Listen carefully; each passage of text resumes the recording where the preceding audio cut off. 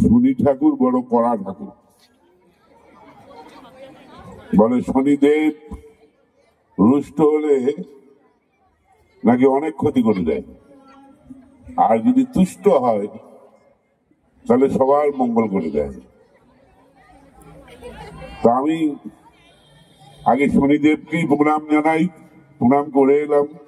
পূজা চলছিল, আমরা কয়জনের পরিচালনায় এখানে যে শনির বাৎসরিক এই পূজা হয়, আমি এর আগে একবার এসেছিলাম। তো দিনের দিন দেখি এই পূজার মাহাত্ম্য অনেক ছড়িয়ে পড়ছে।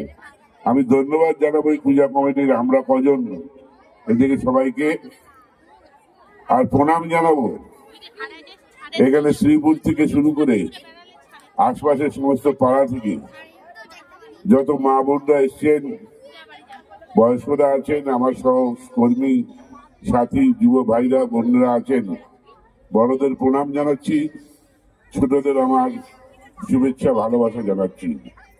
অ্যাকচুয়ালি এটা মঞ্চ বক্তব্যের নয়, কিন্তু ওরা বললো একটু কথা বলার জন্য। তো যেহেতু আপনারা আনন্দে আছেন যে একটু গান বাজনা বাচ্চাগুলো নাচ করছিল, আমিও দেখতে পেলাম, তো সেইটাই আপনাদের বেশি আনন্দের হবে। আমার বক্তব্যটা হয়তো বেশি ভালো লাগবে না, তবু সবাইকে পেয়ে একটু শ্রদ্ধা, একটু নমস্কার, একটু ভালোবাসা, শুভেচ্ছা তো জানাতে পারলাম। বাবা শনি আমাকে এই সুযোগটা করে দিল যে আপনাদের সবার সামনে আসার, দুটো কথা বলার জন্য। এটা আরো ভালো হোক।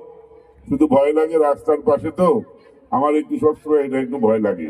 একটু সাবধানে এখানে কর্মকর্তারা আছে, আমরা কজনের, ওরা একটু নজর রাখুক।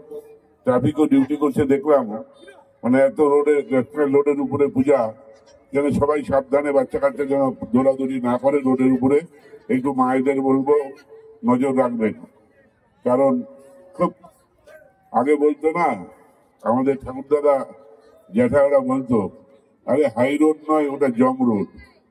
তো অ্যাকচুয়ালি এই বড় বড় দুর্ঘটনা ঘটে যাচ্ছে এই জম রোড বলছিল, এই জন্য এটাকে। তা আপনারা ভালো থাকবেন।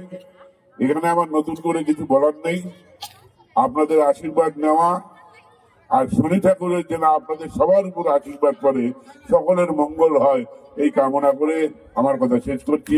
সবাই ভালো থাকবেন।